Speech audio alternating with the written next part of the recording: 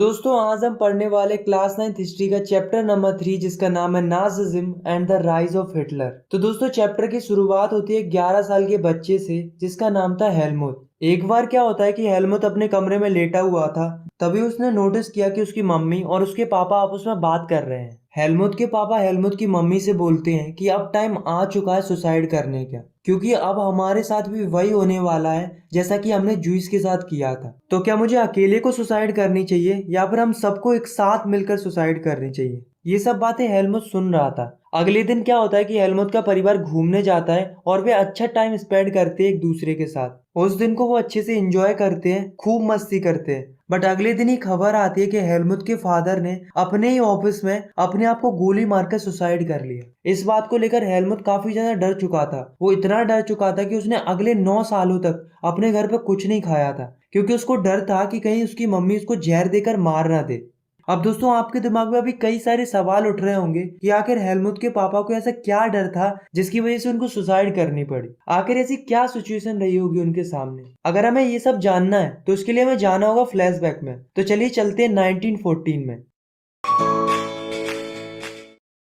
1914 में first world war start हुआ। इस वॉर में कई सारे देशों ने भाग लिया। वर्ल्ड वॉर फर्स्ट दो पावर्स के बीच में लड़ा गया। पहली थी अलाइड पावर्स और दूसरी थी सेंट्रल पावर्स। अलाइड पावर्स के अंदर आते थे इंग्लैंड, फ्रांस और रसिया, और सेंट्रल पावर्स के अंदर आते थे जर्मनी, ऑस्ट्रो हंगेरियन एम्पायर और ऑटोमन टर्की। उस समय में जर्मनी के पास बहुत पावर थी। जर्मनी और other central powers world war जीत भी जाती, लेकिन 1918 में अलाइड पावर्स को सपोर्ट मिल जाता है यूएसए का, जिसकी वजह से सेंट्रल पावर्स हार जाती है। मतलब जर्मनी की हार का सबसे बड़ा कारण था यूएसए। जब जर्मनी वॉर हार जाती है तो वहां का जो एम्परर होता है वो एब्डिकेट कर देता है, मतलब अपने पद को छोड़ देता है। अब राजा ने अपना पद छोड़ दिया तो गवर्नमेंट तो बननी थी, क्योंकि बिना गवर्नमेंट के थोड़ी ना देश चलेगा। तो जर्मनी में एक जगह थी जिसका नाम था वाइमर। वहां पर एक नेशनल असेंबली बनती है जिसको वाइमर रिपब्लिक फॉर्मेशन बोलते हैं, और इसी के द्वारा जर्मनी के लिए फेडरल स्ट्रक्चर और डेमोक्रेटिक कॉन्स्टिट्यूशन बनाया गया था। अब जैसे ही जर्मनी के अंदर डेमोक्रेटिक कॉन्स्टिट्यूशन बना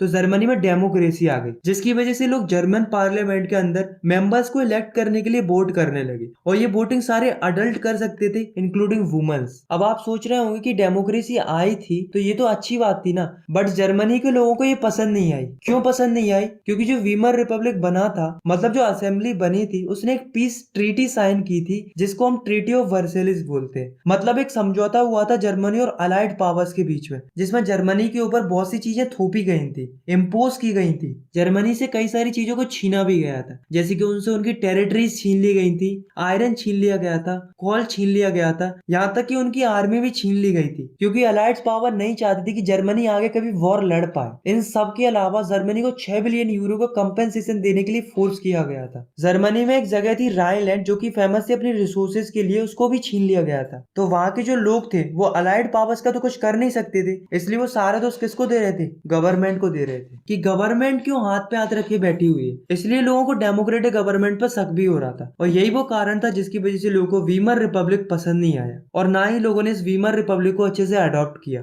बट कुछ लोग थे जो कि वीमर रिपब्लिक को सपोर्ट करते थे। उन्हें जर्मनी के लोग नवंबर क्रिमिनल बोलते थे, क्योंकि उन्होंने ही ट्रीटी ऑफ वर्सेलिस पर साइन किया था। और ये कब किया था? 1918 के नवंबर मंथ में, इसलिए इनको नवंबर क्रिमिनल बोलते हैं। वर्ल्ड वॉर फर्स्ट के कारण लोगों के ऊपर और पूरे यूरोप के ऊपर मेंटली और फिजिकली बहुत ही बुरा असर पड़ा था। यूरोप के जो देश वर्ल्ड वॉर फर्स्ट से पहले कर्ज देते थे, आज उनकी हालत ऐसी हो गई थी कि वो खुद कर्ज में डूबे हुए थे। वर्ल्ड वॉर फर्स्ट यूरोप में बहुत सारी समस्याओं को लेकर आया था, खास करके जर्मनी के अंदर। 1923 में जर्मनी के अंदर हाइपर इन्फ्लेशन हो गया था, मतलब जर्मनी में काफी ज्यादा महंगाई बढ़ गई थी। महंगाई इतनी ज्यादा हो गई थी कि लोगों को एक ब्रेड खरीदने के लिए नोटों के बंडल देने पड़ते थे। अब ऐसा क्यों हुआ था? तो ऐसा इसलिए हुआ था क्योंकि जर्मनी ने वॉर के लिए कर्ज लिया था, और ये कर्ज इतना ज्यादा था कि जर्मनी उसे वापस नहीं कर पा रही, जिस कारण से जर्मनी का गोल्ड स्टॉक भी खत्म हो गया। इसी बीच फ्रांस क्या करता है कि जर्मनी में एक जगह हुआ करती थी रूर, उसको ऑक्यूपाइड कर लेता है, जिसकी वजह से रिसोर्सेज की सप्लाई में भारी गिरावट आ जाती। वैसे ही जर्मनी कंगाल था,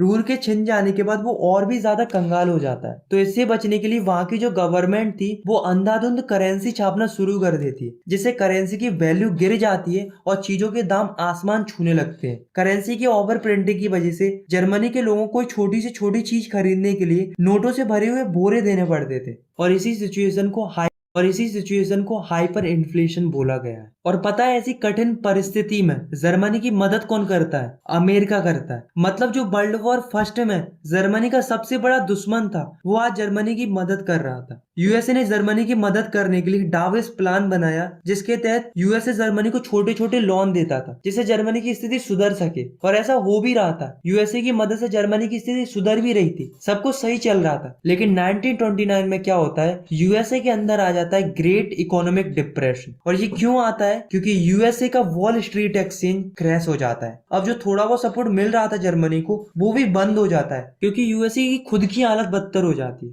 ग्रेट इकोनॉमिक डिप्रेशन के चलते यूएसए की नेशनल इनकम आधी हो जाती है, फैक्ट्रीज बंद हो जाती है, एक्सपोर्ट रुक जाता है, लोगों के पास पैसे नहीं बचते हैं। मतलब यूएसए की भी बुरी हालत हो जाती है। यूएसए की तो होती है, लेकिन इसका असर और देशों पर भी पड़ता है। अगर हम जर्मनी की बात करें तो जर्मनी में इंडस्ट्रियल प्रोडक्शन 40% तक गिर जाता है। 6 मिलियन लोग बेरोजगार हो जाते हैं, जिसकी वजह से क्रिमिनल एक्टिविटीज बढ़ जाती है। लोग चोरी चकारी और लूटपाट पर उतर आते हैं। कई सारे लोगों के बिजनेस ठप हो जाते हैं, किसानों के फसलों के दाम गिर जाते हैं, महिलाएं अपने बच्चों के पेट नहीं पाल पा रही होती है। अब लोगों को एक ही डर सता रहा था कि कहीं भी सड़क पर न आ जाए। और जो गवर्नमेंट थी वो भी इस सिचुएशन का कोई अच्छा सॉल्यूशन नहीं निकाल पा रही। अब यार आप खुद ही सोचो कि इतना सब कुछ होने के बाद भी जनता गवर्नमेंट की रिस्पेक्ट करेगी नहीं ना। तो जो थोड़ा बहुत भरोसा था लोगों का गवर्नमेंट के प्रति, मतलब वीमर रिपब्लिक के प्रति, वो बिल्कुल ही खत्म हो जाता है। पूरा विश्वास ही उठ जाता है लोगों का वीमर रिपब्लिक से। और यहीं से राइज होता है हिटलर का। तो चलिए हम हिटलर के बारे में डीप से पढ़ते हैं। तो हिटलर का जन्म 1889 में ऑस्ट्रिया में हुआ था।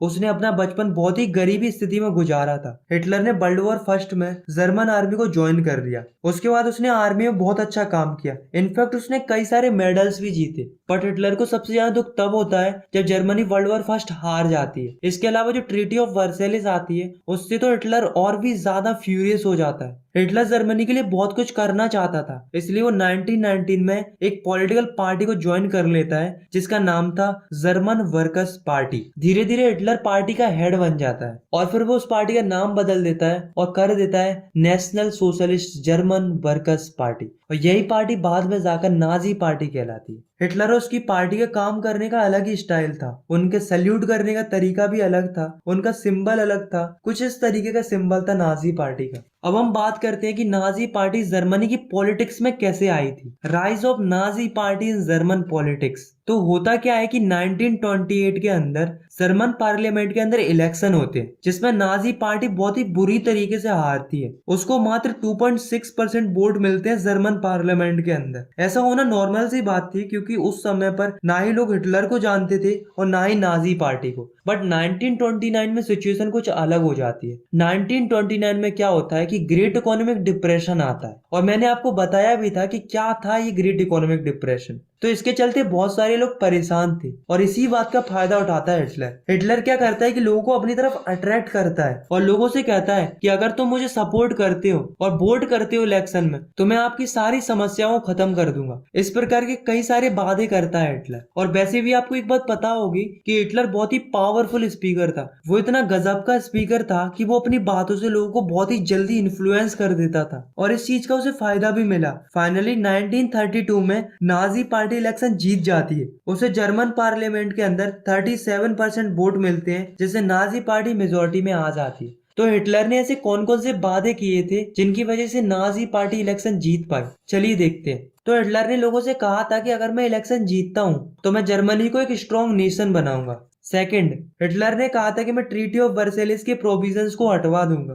थर्ड, मैं हर एक इंडिविजुअल की डिग्निटी वापस दिलाऊंगा। फोर्थ, मैं जर्मनी के अंदर एम्प्लॉयमेंट लाऊंगा। फिफ्थ, मैं फॉरेन इंटरफेरेंस को रुकवा दूंगा। मतलब इतने सारे वादे कर दिए थे हिटलर ने और इन्हीं प्रोमिसेस की वजह से नाजी पार्टी इलेक्शन जीत पाई थी। इलेक्शन जीतने के बाद हिटलर ने कई सारी रैलीज की, पब्लिक मीटिंग्स की, ताकि वो अपना सपोर्ट गैदर कर सके। धीरे धीरे हिटलर का सपोर्ट बढ़ता गया और हिटलर पावर में आ गया। 13 जनवरी 1933 को जर्मनी के प्रेसिडेंट हेडेन्सबर्ग ने हिटलर को जर्मनी का चांसलर घोषित कर दिया, जिससे हिटलर के हाथों में और भी ज्यादा पावर आ गई। अब हिटलर क्या सोचता है कि क्यों ना डेमोक्रेसी को हटाकर डिक्टेटरशिप सेटअप की जाए। तभी फरवरी 1933 में क्या होता है, जर्मन पार्लियामेंट के अंदर आग लग जाती है और इसी बात का फायदा उठाता है हिटलर। इसकी वजह से 28 फरवरी को फायर डिक्री आती है। मतलब हम कह सकते हैं कि गवर्नमेंट का एक ऑर्डर आता है, जिस डिक्री के तहत लोगों के सारे सिविक राइट्स को छीन लिया जाता है, जैसे कि फ्रीडम टू स्पीच, प्रेस और असेंबली, इन सबको सस्पेंड कर दिया जाता है। इसके बाद क्या होता है कि 3 मार्च 1933 को इनेबलिंग एक्ट पास होता है, और जैसे ही ये इनेबलिंग एक्ट पास हुआ तो जर्मनी के अंदर से डेमोक्रेसी हट जाती है और डिक्टेटरशिप सेटअप हो जाती है, और यहीं से हिटलर बन जाता है डिक्टेटर। अब हिटलर के पास पूरी पावर थी, वो जो चाहे वो कर सकता था जर्मनी के अंदर। डिक्टेटर बनने के बाद हिटलर सारी पार्टीज को बैन कर देता है, केवल एक ही पार्टी बचती है जो कि थी नाजी पार्टी। मतलब जर्मनी एक सिंगल पार्टी कंट्री बन चुका था। अब दोस्तों जैसा कि हमने देखा था कि हिटलर ने कई सारे प्रोमिसेस किए थे जर्मनी की इकोनॉमी को ठीक करने के लिए, और वो उन पर काम भी करता है। वो क्या करता है कि एक इकोनॉमिस्ट को रिस्पॉन्सिबिलिटी देता है जिसका नाम था जालमा साचेट। हिटलर उससे कहता है कि जाओ और जर्मनी की इकोनॉमिक कंडीशन को सुधारो।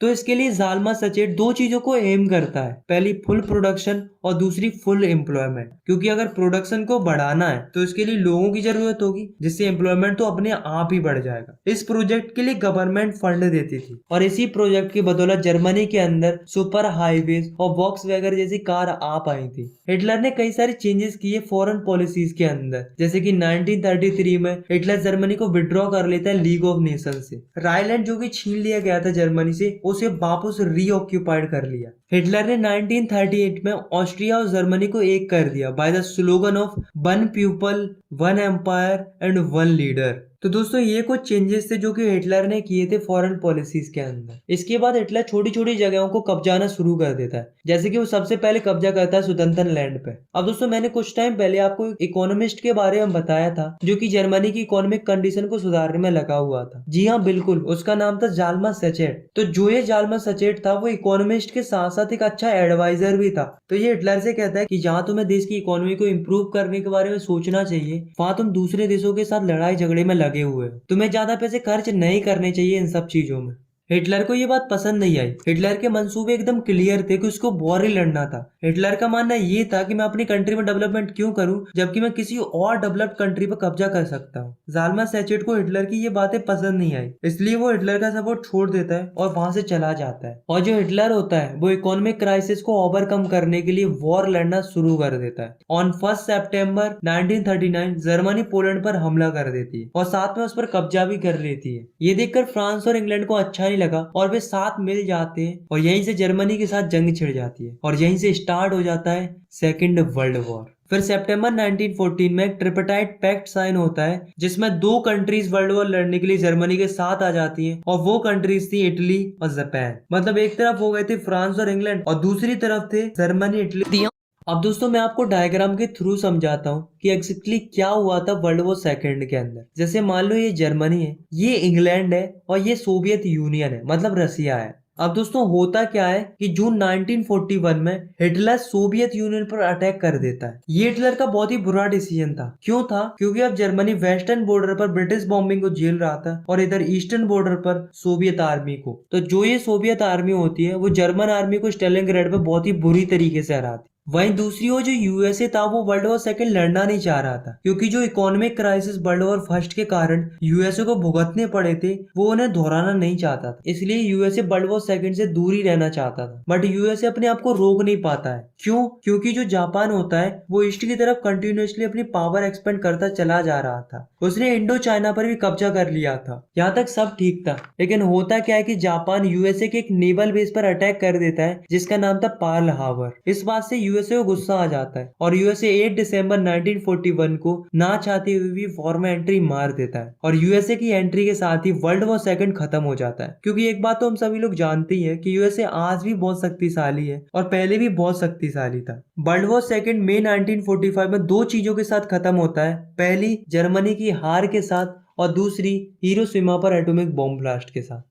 तो दोस्तों जितनी भी तबाही मची थी उसका सबसे बड़ा कारण था हिटलर। वर्ल्ड वॉर सेकंड का कारण भी हिटलर ही था, और उसकी वजह से जो लाखों मासूम लोगों की जानें गई थी उसका कारण भी हिटलर ही था। हिटलर ने सब कुछ खो दिया था, लोगों का भरोसा, अपनी पावर, अपना देश। इसलिए वो बर्लिन के बंकर में अपने परिवार के साथ सुसाइड कर लेता है, और उनके साथ उनके प्रोपोगेंडा मिनिस्टर और गोबेल्स भी सुसाइड कर लेते हैं। और दोस्तों चैप्टर की स्टार्टिंग में मैंने आपको एक स्टोरी सुनाई थी जिसमें हेलमुथ के पापा सुसाइड कर लेते हैं। तो वो सुसाइड इसलिए करते हैं क्योंकि वो भी नाजी पार्टी के सपोर्टर थे, मतलब हिटलर के सपोर्टर थे। मई 1945 तक जर्मनी सरेंडर कर देती है और अलाइज पावर जीत जाती है। इसके बाद न्यूरेनबर्ग जर्मनी में एक इंटरनेशनल मिलिट्री ट्राइब्यूनल स्टेब्लिश होता है, मतलब एक तरीके का कोर्ट स्टेब्लिश होता है जिसमें अलाइड पावर्स जैसे कि फ्रांस, यूके, यूएसए और सोवियत यूनियन, मतलब जो भी जीते हुए देश थे, वो वॉर क्रिमिनल्स को सजा दे रहे थे। और वॉर क्रिमिनल्स कौन थे? जो नाजी पार्टी के लोग थे, मतलब जो हिटलर के सपोर्टर थे। नाजी पार्टी के लोगों ने कई सारे क्राइम किए थे, जैसे कि crime against peace, war crime, और जो सबसे बुरा वाला जो क्राइम किया था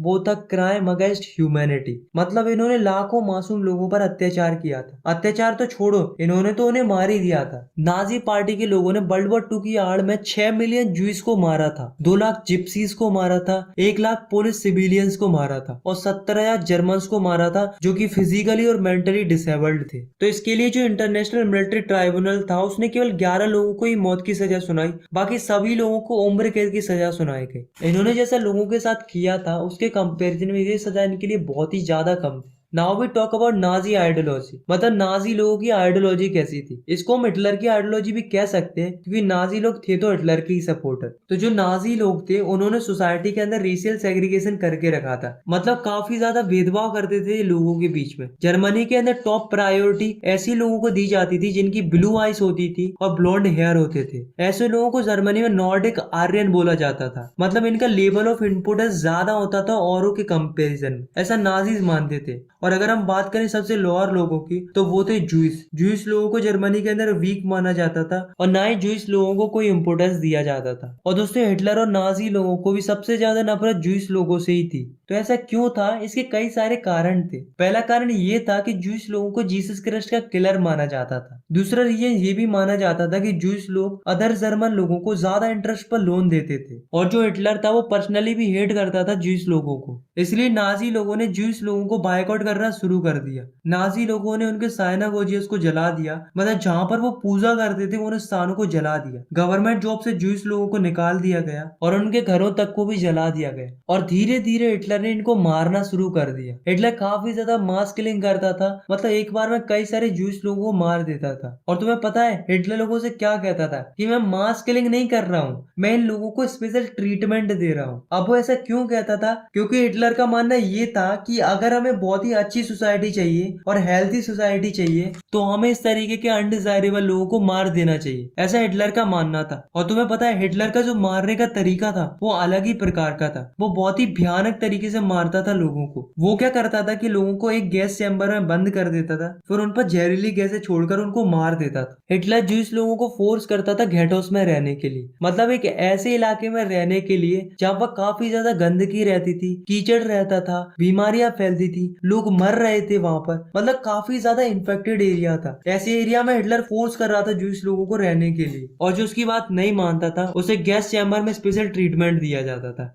अब दोस्तों जो हिटलर था वो बच्चों को भी टारगेट करता था क्योंकि उसे पता था कि बच्चे फ्यूचर है इस कंट्री का। और हिटलर ये बात भी जानता था कि बच्चे किसी भी चीज को जल्दी अडॉप्ट कर लेते हैं एज कम्पेयर टू अदर। क्योंकि आप खुद ही सोचो कि बच्चों को अगर बचपन से यही सिखाया जाएगा कि हिटलर तुम्हारा भगवान है, तुम्हें उनकी पूजा करनी चाहिए, तो ऑब्वियस सी बात है कि वो बड़े होकर भी हिटलर को भगवान ही मानेगा। तो इसके लिए हिटलर सारे स्कूलों से ज्यूइश टीचर्स को हटवा देता है और बच्चों को भी सेग्रीगेट कर देता है, जिसमें ज्यूइश को अलग कर दिया जाता है और जर्मन्स को अलग कर दिया जाता है। अब ज्यूइश ना ही जर्मन्स के साथ खेल सकते थे और ना ही साथ में बैठ सकते थे, और बाद में ज्यूइश किड्स को स्कूलों से बाहर भी कर देता है। और सबसे इम्पोर्टेंट बात, हिटलर क्या करता है कि स्कूलों की किताबें बदलवा देता है। उन किताबों में केवल नाजी आइडियोलॉजी भरी पड़ी थी, जिससे भी बच्चों को नाजी आइडियोलॉजी सिखा सके। अब स्कूलों में यही सब सिखाया जा रहा था कि ज्यूइश को हेट करो, हिटलर और नाजी पार्टी को सपोर्ट करो, सल्यूट करो उनको और हमेशा लॉयल रहो उनके प्रति। इस तरह की बातें स्कूलों में सिखाई जाने लगी। इसके अलावा हिटलर कई सारी यूथ ऑर्गेनाइजेशन भी चलाता था जिससे वो किड्स के अलावा यूथ को भी टारगेट कर सके। अब हिटलर टारगेट कैसे करता था देखो, तो जो बच्चे 10 से लेकर 14 साल की उम्र के होते थे उन्हें जंग वॉक में भर्ती कर दिया जाता था। जंग वॉक बेसिकली हिटलर का ही एक ऑर्गेनाइजेशन था जहां पर बच्चों को आइडियोलॉजिकल और फिजिकल ट्रेनिंग दी जाती थी। आफ्टर जंग वॉक जैसे ही वो बच्चा 14 साल का हो जाता था उसे एक और ऑर्गेनाइजेशन को ज्वाइन करना पड़ता था जिसका नाम था नाजी यूथ ऑर्गेनाइजेशन। और ये जो ऑर्गेनाइजेशन थी वो 1922 में बनाई गई थी। इस ऑर्गेनाइजेशन को हिटलर यूथ भी बोला जाता था। इसमें भी वही सब सिखाया जाता था जो हिटलर चाहता था, जैसे कि जूस से नफरत करो, अनडिजायरेबल लोगों से दूर रहो, वॉर और वायलेंस करना सही है, हिटलर की पूजा करो और हमेशा हिटलर के प्रति लॉयल रहो। इस तरीके की चीजें सिखाई जाती थी। और फिर जैसे ही वो बच्चा 18 साल का हो जाता था तो उसे लेबर सर्विसेज में भेज दिया जाता था। फिर उसके बाद उसे आर्मी ज्वाइन करा दी जाती। के बारे में क्या सोचता था हिटलर? ऐसा मानता तो था कि मदर बहुत ही इंपॉर्टेंट सिटीजन है। इनफैक्ट उसने 1933 में एक बार बोला भी था कि in my state the mother is the most important citizen. But reality में वो सारी माओ को एक समान नहीं मानता था। जो माए जूस और अनडिजायरेबल बच्चों को जन्म देती थी उन्हें पनिश किया जाता था, और जो डिजायरेबल बच्चों को जन्म देती थी उन्हें रिवॉर्ड दिया जाता था। उन्हें हर चीज में कंसेशन मिलता था, यानी कि डिस्काउंट मिलता था। इसके अलावा उन्हें अवार्ड्स भी, और अगर कोई माँ 8 बच्चे या उससे ज्यादा बच्चों को जन्म देती थी तो उन्हें गोल्ड क्रॉस मिलता था। अब दोस्तों हम देखते हैं कि आखिर जर्मनी के लोग क्या सोचते थे नाजी पार्टी के बारे में और उनकी आइडियोलॉजी के बारे में। तो दोस्तों जर्मनी के अंदर ज्यादातर लोगों ने ऐसा मान लिया था कि नाजी आइडियोलॉजी अच्छी है, और वो भी जूस लोगों से नफरत करने लगे थे। बट कुछ लोग ऐसे भी थे जो नाजी आइडियोलॉजी से प्रभावित नहीं थे, उन्हें ये गलत लगती थी, बट वे कुछ कर नहीं पाते थे। ना ही वे प्रोटेस्ट कर सकते थे और ना ही वे आवाज उठा सकते थे, क्योंकि उन्हें डर था कि हिटलर उनका वही हाल करेगा जो जूस का होता आया है। नाजी लोगों ने मीडिया का काफी ज्यादा अच्छा इस्तेमाल किया था जूस के अगेंस्ट हेट्रेड फैलाने के लिए। नाजी लोग ऐसे पोस्टर बनवाते थे जिनमें जूस लोगों को एज अ ईवल दिखाया जाता था। उन्होंने क्या कुछ नहीं किया था जूस लोगों को बुरा दिखाने के लिए। इनफैक्ट उन्होंने तो कई सारी फिल्म भी टेलीकास्ट करवाई जिससे जर्मनी के अंदर जूस के प्रति हेट्रेड और बढ़ जाए। ऐसी एक फिल्म थी जिसका नाम था एटर्नल जूस, जिसमें जूस लोगों को बहुत ही बुरा दिखाया गया था। एक चार्लोट ब्रेड नाम की एक लेडी थी जिन्होंने एक किताब लिखी थी जिसका नाम था the reach of third dream. इस किताब में बताया गया है कि जूस लोगों को नाजी जर्मनी में कैसा लगता था, वो कैसा फील करते थे और उन पर कैसे कैसे अत्याचार होते थे। जूस लोग चाहते थे कि जो हमारे साथ हुआ है वो सारी दुनिया को पता चले, इसलिए जब वो मर रहे थे तब उन्होंने कुछ ना कुछ सुराग छोड़े थे ताकि दुनिया को भी पता चल सके कि हिटलर ने जूस लोगों के ऊपर कितना जुल्म किया था। बाद में ये सच सारी दुनिया को पता चलता है, तब हिटलर की, नाजी लोगों की और उनकी आइडियोलॉजी की बहुत ही ज्यादा बेइज्जती होती है। इनफैक्ट उनको सजा भी मिलती है। बट वही बात घूम करके आती है कि जो दर्द जूस लोगों ने झेला था और हिटलर ने इनको दिया था उसके कंपैरिजन में इनको बहुत ही कम